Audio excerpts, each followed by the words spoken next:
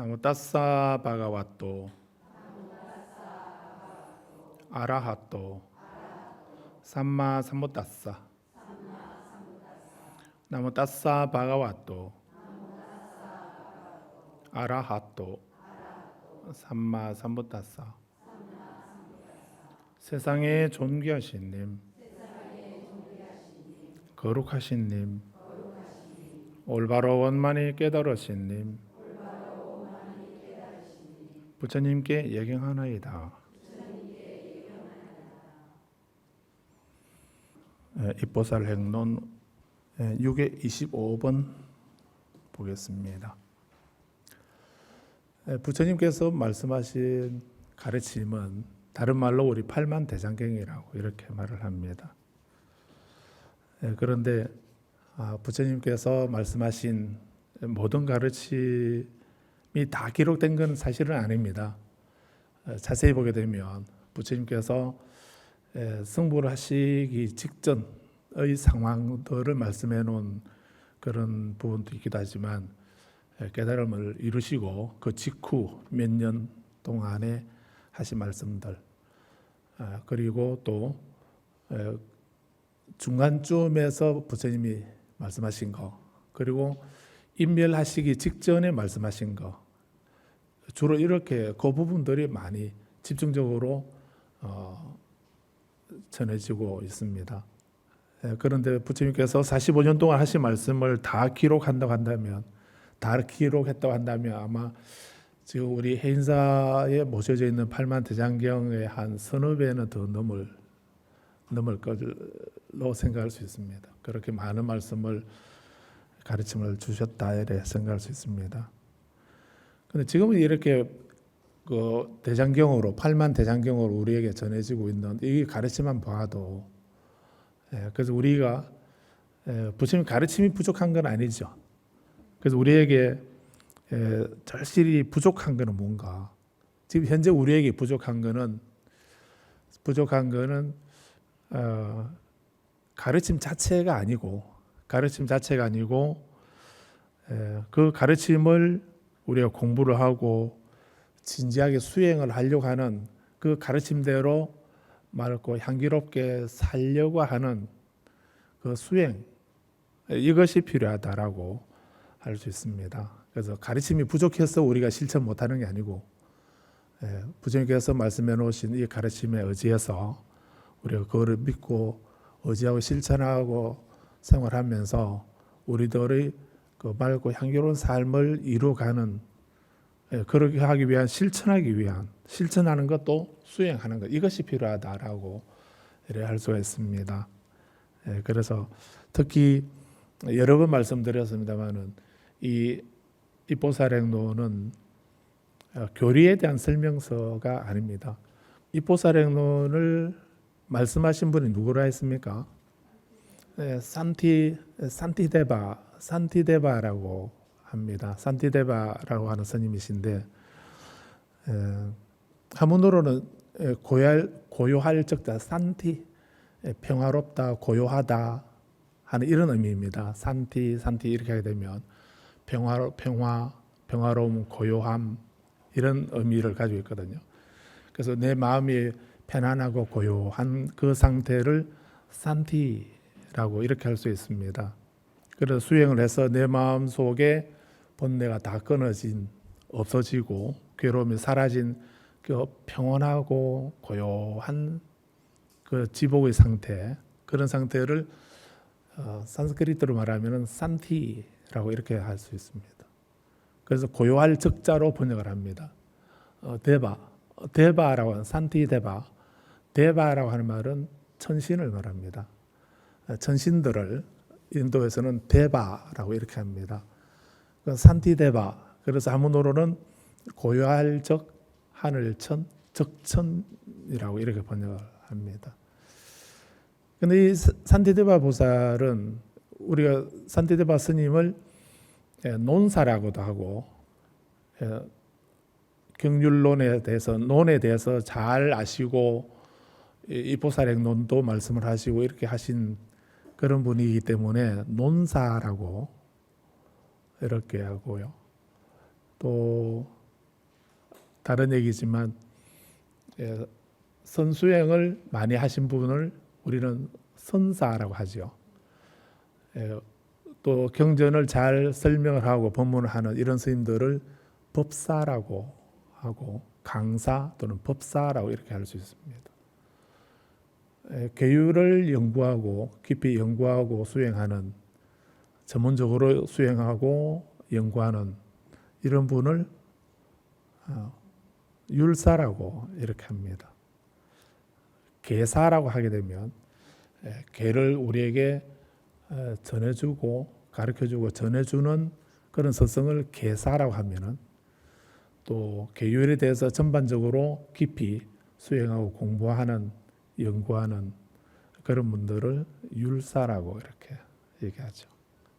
논사는 이제 그 부처님 말씀을 그렇게 잘 조직화하고 체계화해서 우리에게 설명해 주는 이런 분들을 이제 논사라고 이렇게 말합니다. 산티데와 보살은 논사이십니다. 그런데 논사이신데 논사 가운데에도 특히 중관학이라고 하는 이 분야의 대표적인 그런 논사이십니다. 그래서 중관논사라고 이렇게도 할 수 있습니다. 중관학의 기본은 한마디로 말하면은 중도의 가르침을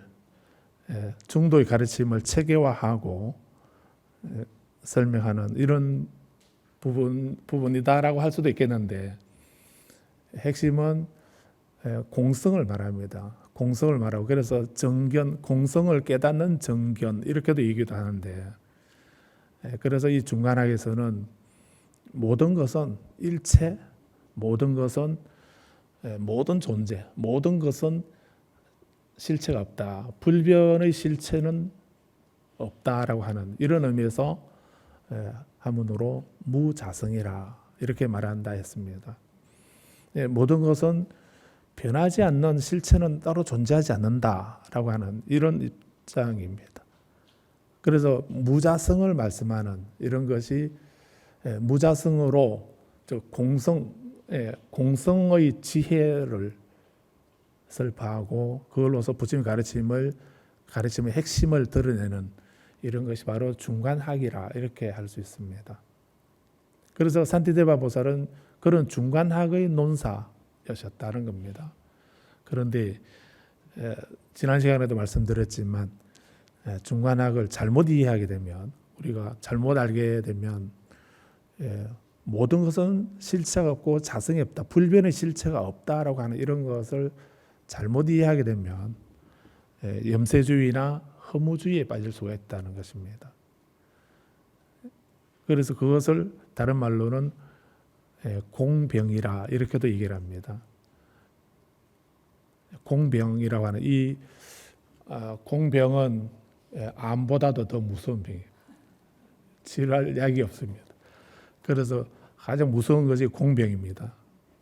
그래서 말끝마다 공공공 이렇게 하면서 잘못 이해하게 되면 그 공병에 걸리게, 그게 병이 되어버리고 약이 되어야 되는데 병이 되어버리게 되면 허무주의나 염세주의에 빠져버릴 수 있습니다. 아무 실체도 없고 불변의 실체가 없다고 한다면, 일체가 무자성이라고 한다면 내가 살아야 할 가치가 뭔가, 이유가 뭔가, 그런 생각을 할 수 있게 됩니다.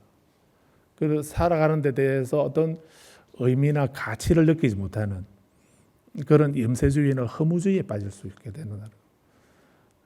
그래서 그런 모든 병을 다 치료할 수 있는 것이 바로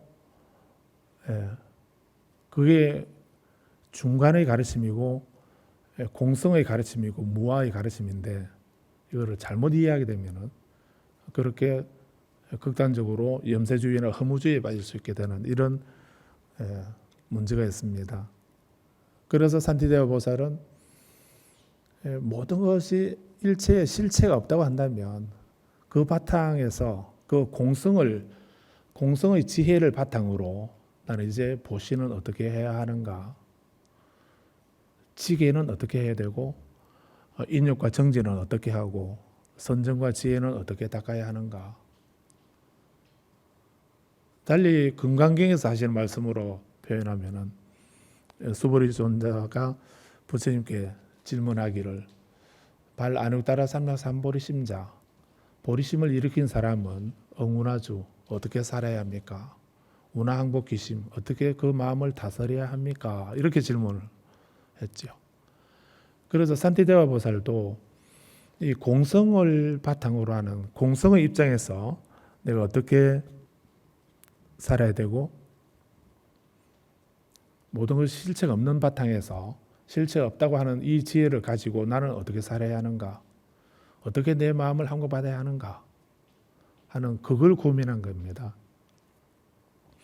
그런 문제를 가지고 팔만대장경을 읽어보고 그리고 거기에 대한 그 구체적인 실천 방안을 주제별로 모아둔 것이 입보사령론입니다. 그래서 이 입보사령론은 보시란 무언가, 보시에는 뭐 제시, 법시, 무예시가 있다라든지 지계는 뭐 일반 불자가 지키는 계는 5계가 있고 7살부터 20살까지는 10가지 계를 지키고 그 이상은 남자는 비구계는 250가지고 비구니계는 348가지 계다 뭐 이런 식으로 그런 거를 설명하는 게 아닙니다. 그래서 이 입보사령론은 그런 식으로 구체적으로 보시라는 게 뭐고 지계라는 것이 무엇이고 인욕은 무엇이고 이런 거를 설명하는 것이 아니고 그런 거는 다른 경전이나 논서에서 다 설명하고 있고 불자님이 다 알고 계시기 때문에 이제 실생활에서 매 순간순간 우리는 이런 육바라밀을 어떻게 실천하고 행할 건가 수행할 건가 하는 그 구체적인 실천 방안을 방법을 설명하고 있는 것이 입보사령론입니다. 그래서 수행의 지침서 또는 매뉴얼이라고 이렇게 할 수 있는 것이 입보사령론입니다. 그래서 이것은 이해를 위한 그런 논서가 아니고 우리가 매 순간순간 그걸 삼아서 지침을 삼아서 말이나 행동이나 생각을 그렇게 무자성에 맞추어서 육바라밀을 실천할 수 있는 그 방법을 구체적으로 설명하고 있는 것이 바로 입보사령론이다 이렇게 얘기할 수 있습니다. 그래서 이 인욕뿐만 하더라도 거의 한 134가지 134개의 개성으로 인욕에 대해서 말씀하고 있습니다. 그래서 참고 견뎌라 하는 이 얘기하는데 그렇게 많은 개성이 필요했는가 이런 생각 되시겠지만 그래서 인욕이 뭐다라고 하는 걸 설명하는 것이 아니라 매 순간순간 한 생각 일어나고 사라지고 할 때 그런 어떤 경계에 부닥치게 될 때 우리는 어떻게 인욕해야 되는가 그 인욕하는 구체적인 실천 방법을 설명하고 있는 것입니다. 그래서 우리가 인욕뿐만 해도 얼마나 많이 보았는가 하는 것이 중요한 게 아니고 계속 하나라도 내가 이대로 실천할 수 있게 된다면 나는 바로 보리심의 행자가 될 수 있는 거죠. 보리심의 행자는 많이 아는 것이 아니라 많이 아는 것도 중요하지만 그걸 바탕으로 실제로 행하는 것입니다.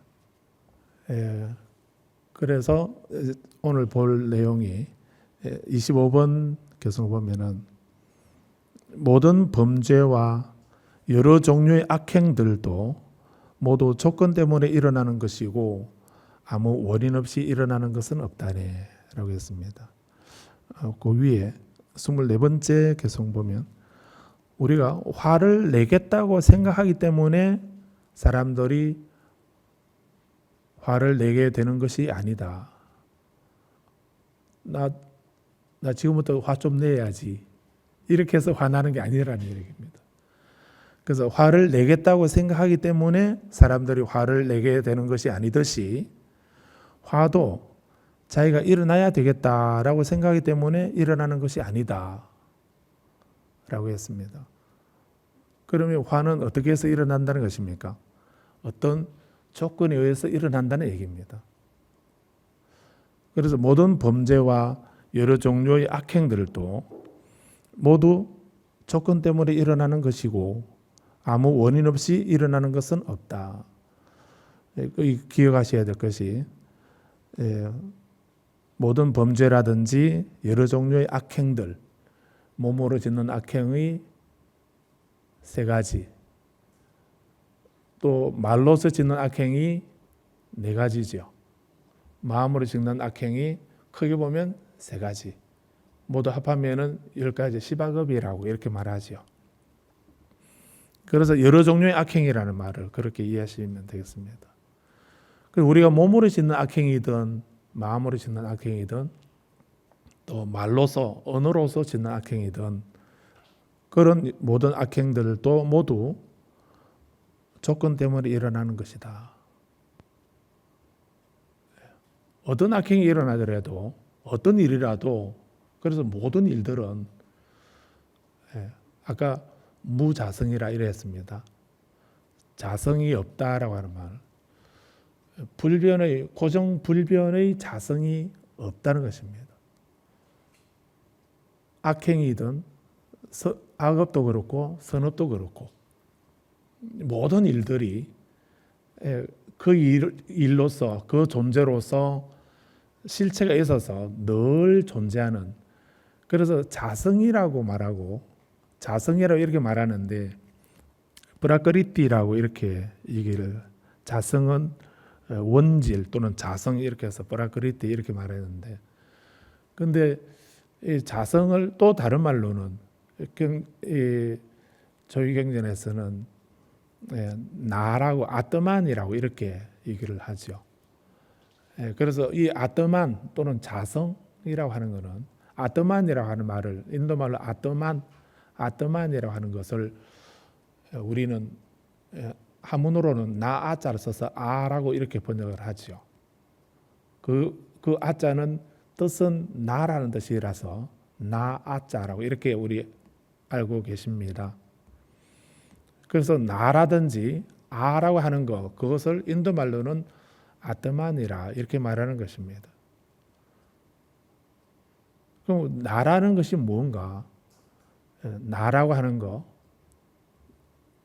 또 내 것이라고 하던가 나의 자아다라고 이렇게 말할 때, 그럴 때 아트만, 즉 나라고 하는 것, 어떤 것을 나라고 할 수 있는가? 이런 이 아트만은 크게 세 가지 성질을 가지고 있는 것을 아트만이라 한다라고 인도에서 말하고 있습니다. 그 세 가지는, 첫째는 항상상자에서 상입니다. 상성이라 할 수 있습니다. 영원한 성질을 가지고 있다. 영원한 것입니다. 두 번째는 한일자입니다. 하나입니다. 한결같은 거, 단 하나인 거. 여러 개 있는 것이 아니고 단 하나이고, 첫째 영원하고, 두 번째 단 하나이고, 예비로 여분이 여러 개 있으면 그거를 나라고 할 수는 없죠. 그래서 불자님의 나가 지금 법당에 있는 나하고 또 오기 싫어서 집에 놔두고 있는 내가 또 따로 있습니까? 그 다른 나는 집에 재워두고 있고, 부지런한 나는 지금 여기 법당에 앉아 있고, 또 어디 놀러, 더운데 시원한데 놀러 가고 싶은 나는 또 따로 보내놓고, 이렇게 나라는 존재가 두 개, 세 개 이런 존재가 그렇게 있습니까? 그러진 않지요. 환상으로는 그렇게 있을지 모르겠지만 실제로는 우리는 나라고 이렇게 말하게 되면 단 하나입니다. 그래서 단 하나이고 영원하고 단 하나이고, 그 다음에 세 번째는 나라고 하는 것이 어떤 성질을 가지고 있는가? 마음대로 할 수 있는 것입니다. 마음대로 할 수 있는 것, 그것을 주제성이라 이렇게 말합니다. 주제성, 마음대로 할 수 있는, 내 마음대로 하는 것. 그래서 울산 말에, 경상도 말에 누가 뭐라고 이렇게 하게 되면 하는 말이 남이사, 이런 말을 하는 게 있습니다. 남이사, 내가 내 마음대로 하는데 왜 간섭하냐? 이런 말을 경상도에서는 남이사 이런 말을 씁니다. 그거는 내 거는 내가 하고 싶으면 하고 하기 싫으면 안 하고, 그러니까 내 거니까 나니까 내 마음대로 하는 거죠. 내가 이렇게 뭘 하든지 말든지 간섭하지 마라. 나는 내가 알아서 한다. 이렇게 하는 그 말이거든요. 그거를 좀 더 고상하게 말하면은 주제성 이렇게 하고요. 경상도 말로 하면은 남이사 이렇게 하는 겁니다. 그래서 이렇게 영원한 거, 하나인 거, 마음대로 할 수 있는 거, 주제성. 이 세 가지 성질을 가지고 있는 거, 그것을 인도에서는 그런 거를 아트만이라 이렇게 불렀던 겁니다. 변하고 바뀌고 이렇게 하면 안 되고요. 영원히 존재해야 되고, 그리고 한결 같아야 됩니다. 그래서 지난주하고 오늘 보니까 지난주하고 좀 다르네. 이렇게 그렇게 말하면은 그거는 똑같다는 얘기입니까? 달라졌다는 얘기입니까? 달라졌다는 얘기죠. 작년 다르고 금년 다르고 어제 다르고 오늘 다르고, 이거는 한결같지 않다는 얘기죠. 하나가 아니고 한결같지 않다는 얘기예요. 그 상일성이 사라진 거죠. 그래서 영원하고 한결같고, 그리고 마음대로 할 수 있는 거, 이런 세 가지 성질을 가지고 있는 존재가 어떤 게 있습니까? 그런 게 있습니까? 없습니까? 그런 거 가만히 한번 있는 것처럼 얼핏 생각하면 있는 것 같은데, 그런데 자세히 보면은 부처님은 없다 했습니다. 그런 거는 없다 라고 하는 말을 인도 말로 번역하면 안 아트만 이렇게 말하고, 한자로 번역하면 무아 이렇게 말하는 것입니다. 그래서 불교에서 무아의 종교, 부처님 가르치면 무아의 가르침이다 할 때 그 의미는 그때 말하는 그 아는 그런 성질을 가지고 있는 나라는 것입니다. 그런 거는 존재하지 않는다.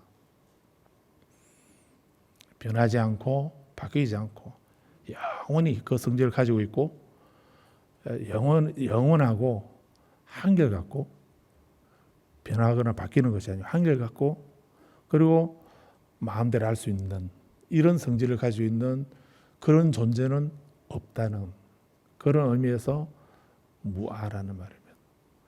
이 말을 나중에 대승불교가 일어나면서 중간에서는 또 다른 말로 그 아트만을 브라크리티 이렇게 해서 상키아 학파에서 말하는 것이긴 한데, 원질 또는 자승이라는 말과 같이 쓰이는 겁니다.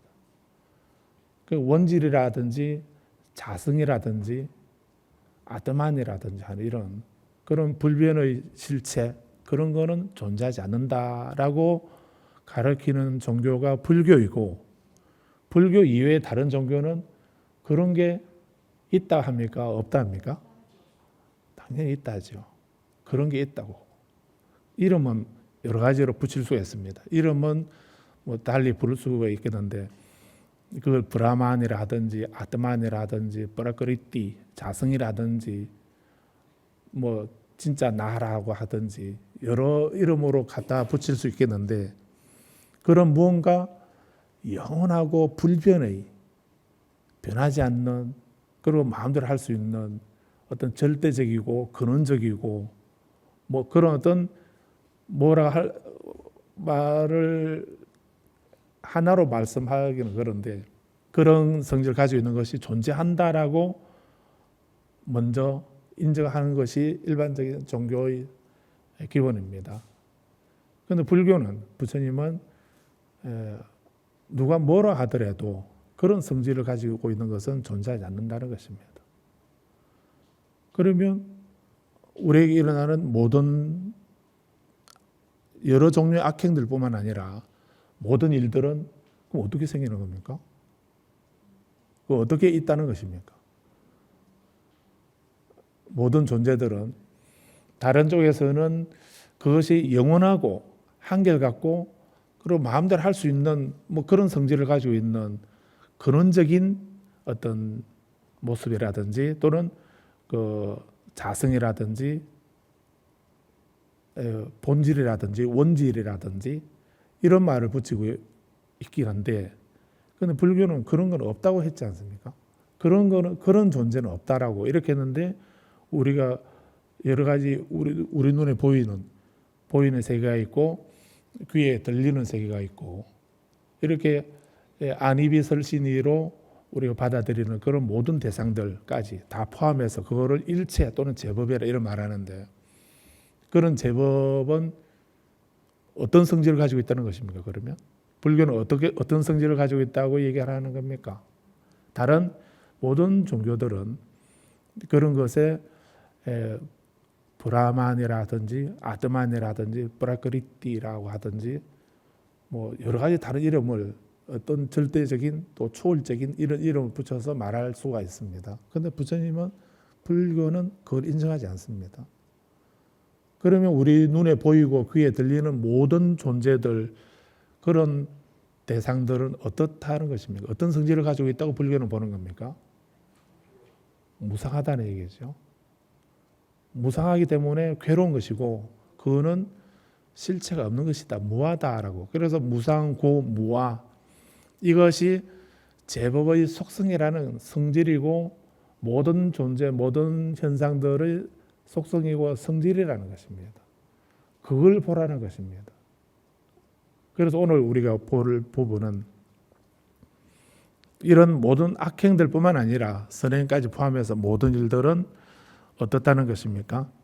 조건 때문에 일어난다. 어떤 그 악행이 자기가 악행이 일어나고 싶어서 일어나는 것이 아니라는 얘기죠. 화도 자기가 일어나겠다라고 생각하기 때문에 일어나는 것이 아니고, 화를 내겠다고 생각했기 때문에 사람들이 화를 내는 것도 아니다. 그럼 어떻게 해서 화가 일어난다는 겁니까?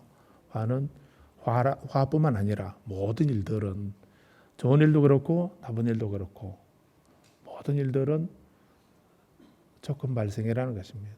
조건에 의해서 생겨난다. 또 누구의 힘에 의해서 존재하는 것이 아니고, 그렇게 생겨난 것이 그거를 주재하고 관리하는 다른 어떤 그 주재자, 관리자가 따로 있는 게 아니죠. 따로 있는 것이 아니고 조건에 의해서 사라진다는 것입니다. 사리불 존자는 육사 외도 가운데 산자야라고 하는 이분의 제자였습니다. 목걸련 존자하고 두 분이 그 산자야의 제자였는데, 근데 하루는 사리불 존자가 시내에 글씨하러 나갔다가, 출가 사문이었으니까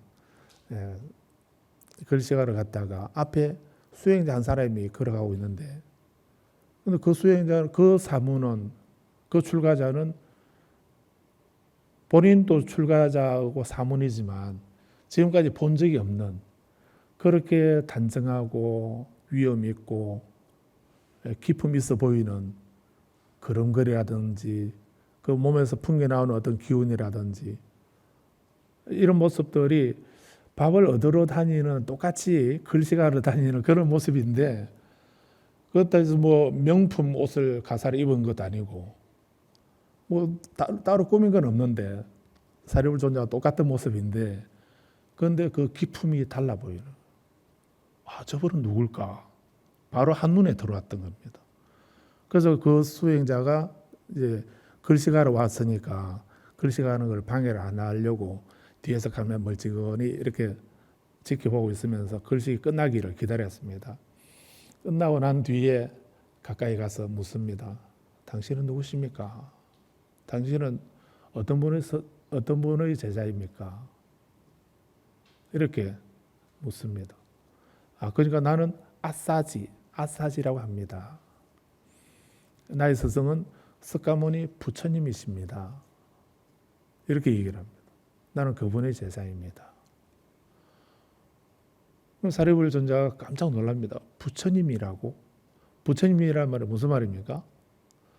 부처의 님이라고. 그래서 부처라는 우리말로 부처라는 말도 사실은 불자님이 모르는 사이에 산스크리트를 지금 하고 알고 계시는 겁니다. 그래서 부처라는 말은 우리말이 아니고 인도 말입니다. 산스크리트 버머입니다. 버머로 정확하게 발음하면 붓다라고 하겠는데, 이 붓다라고 하는 이 말을 한문으로 불타라고 쓰고, 그 불타, 우리는 한자로 부처님 불자 언덕 타자 이래 불타라고 쓰고, 그리고 불타라고 쓰고 우리 불타라고 읽다가 불타 이렇게 하다가 저기 평안도 함경도 저쪽 북쪽 지방에서는 불타에서 불터로 이렇게 불타에서 불터로 바뀝니다. 그렇게 불터 이렇게 하다가 또 발음이 어려우니까 리얼을 빼버리고 부터로, 불타에서 부터로 이렇게 부터 이렇게 한 겁니다. 그러다가 서울이나 경기도 있는 사람들이, 경기도 사람들이 치엇을 저쪽에 티것은 치엇으로 발음하죠. 디것은 지엇으로 발음하고. 그래서 저쪽에서 부터님 이렇게 부터라고 하는 말을 경기도 사람들은 부처라고 한 겁니다. 그 뒤에다가 우리 어른에게 붙이는 존칭은 님자를 붙여서 부처님이라 이렇게 한 겁니다. 그래서 부처님이라는 말은 우리말이 아니고 님자는 우리말이고요. 부처라고 하는 말은 수입한 말입니다. 인도 말입니다. 의미는 뜻은 뭡니까? 진리를 깨달으신 분이라는 뜻입니다. 그래서 진리를 깨달으신 분이라고 이 말을 듣고 사리불 존자가 깜짝 놀랍니다. 진리를 깨달으신 분. 그 말을 듣고 놀라서 당신의 스승은 뭘 가르칩니까? 그럼 진리를 깨달으신 분이라니까 뭘 가르칩니까? 라고 이렇게 물어봅니다.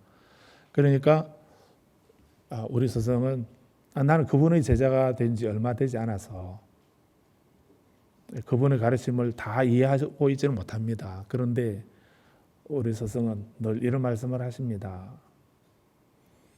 제법 종년생, 한번 따라해 보시겠습니까? 한문으로 제법 종년생, 연진법 환멸, 아사석가문, 상작여시설 이라고 하셨습니다. 그래서 그 말을 듣고 사리불 존자가 깨달음 얻어버리는, 불자님 깨달음 얻으신 손 들어보십시오. 지금 무슨 말인가 하고 있는데 우리는 무슨 말인가 이런 생각이 드는데 그 사리불 존자는 그 아사지 비고 일러주는 그 개송을 두고 깨달음 얻어버리는. 무슨 말이었냐면 제법 종년생, 모든 것은 제법은 모든 것은 조건에 의해서 발생한다. 인연에 의해서 종년생, 인연에 의해서 생겨난다. 그 인연을 조건이라 할 수 있겠죠. 모든 것은 조건에 의해서 생겨난다. 연진법화멸, 연진, 인연이 닿으면은 조건이 닿으면은 법환멸, 제법은 도리어 사라진다. 생겨난 제법은 사라지는 거다. 이 말을 한마디로 줄이면 뭡니까? 모든 것은 조건 발생이고 조건 소멸이다. 생성과 소멸에 대해서 말씀한 것. 아사스가문, 나의 스승 스가모니 부처님은 상작여시설 항상 이런 말씀하십니다. 근데 그 얘기할 때 아마 아사지 비구는 그 의미를 깊이 깨닫지 못했을 수도 있습니다. 단지 부처님이 계속 말씀하시니까 이제 듣고서 그냥 우리가 개경계 외우듯이 의미도 모르고 무상심심이묘법 백천만금난도 이렇게 그 개경계 외우듯이 그냥 외우고 있었을는지도 모릅니다. 그런데 사리불 존자는 거기서 깨달음을 얻었다는 말은 왜 깨달음을 얻었는가? 자기의 스승은 산자야는 불가지론자입니다. 생성과 소멸에 대해서 우리는 알 수 없는 거다. 우리가 왜 태어났는가, 어떻게 태어났는가 우리 알 수 없다. 우리가 죽고 난 뒤에 왜 죽는가, 죽고 난 뒤에 어디로 가는가, 어떻게 되는가 알 수 없다라고 하는 이런 불가지론을 가르쳤습니다. 그래서 궁극적인 질문을 하게 되면 그거 알 수 없지 않느냐, 우리가 어떻게 알겠냐, 이렇게 얘기하는 사상가가 산자야였습니다. 그분의 상수 제자였으니까 자기 스승에게 우리는 생성과 소멸을 알 수 없다라고 배웠는데, 알 수 없다라고만 생각하고 있었는데, 그런데 부처님이라고 하는 그분은, 석가모니 부처님이라고 하는 그분은 존재의 발생에 대해서 조건 발생이라고, 다른 종교에서는 인도에서도 브라만이 창조했다든지, 또 비시바 까르만이라고 하는 이 창조신이 목수가 집을 짓듯이 창조했다고 하든지, 또 브라자파티라고 하는 창조신이 어머니가 아기를 낳듯이 우주 만유를 낳았다라고 이렇게 주장하는 뭐 그런 종교도 있고 한데, 그래서 누가 만들었다든지 낳았다든지 불어서 탄생시켰다든지 이렇게 하건 아니면 그렇게 되도록 정해져 있다라든지 운명이나 숙명을 말하는 이런 쪽인데, 그런데 부처님은 그게 아니라고, 모든 것은 어떠한 악행도 모두 조건 때문에 일어난 것이다 라고 이렇게 말씀하셨듯이, 부처님은 제법은 인연에 의해서 생겨나고 인연에 의해서 사라진다라고 하는 그 우주의 생성과 소멸에 대한 이 말씀을 듣고서 깨달음을 얻게 된 것이었습니다. 자, 그래서 이 사리불존자는 그 말씀을 듣고 부처님을 칭찬하게 되고 법문을 듣고서 부처님 제자가 됩니다. 그래서 부처님 제자 중에 10대 제자 중에 한 분, 지혜 제일의 사리불존자가 된 것입니다. 불자님이 잘 외우고 계시는, 유일하게 외우고 계시는 반야심경에 사리자, 이렇게 사리자라고 이렇게 있죠. 사리자, 사리의 아들, 이런 말이에요. 푸트라라고 하는 말이 아들이라는 뜻입니다. 사리, 독수리, 사리의 아들, 어머니의 성입니다. 사리불, 사리자 같은 분입니다. 그래서 여기 오늘 기억하실 것이, 모든 범죄와 여러 종류의 악행들도 모두 조건 때문에 일어난 것이고 아무 원인 없이 일어나는 것은 없다네. 조건이 모여서 이루어진 것이라 해도 고통을 주는 결과를 낳겠다는 생각이 없고, 그 결과로 일어난 고통에도 조건 때문에 생겨났다는 생각이 없다. 그것을 주제하고 관리하는 어떤 주체가 따로 있는 것이 자성이라든지 뭐 주인공이라든지 또는 어떤 원질이라든지 근원자라든지 또 일자라든지 뭐 이런 뭐라 붙이더라도 그런 것에 대해서 조건이 모여서 이루어진 것이라 해도 고통을 주는 결과를 낳겠다는 생각이 없고, 그 결과로 일어난 고통에도 조건 때문에 생겨났다는 생각이 없다라고 하는, 어떤 형식으로도 거기에 대한 어떤 불변의 이름을 뭐라고 하든 그게 어쩔 수 없이 운명적으로, 숙명적으로 또는 우연히 또 누가 어떻게 해서 이런 식으로 이 세 가지로 우리는 생각하려고 합니다. 그거를 경전에서는 삼종 외도라고 하는 겁니다.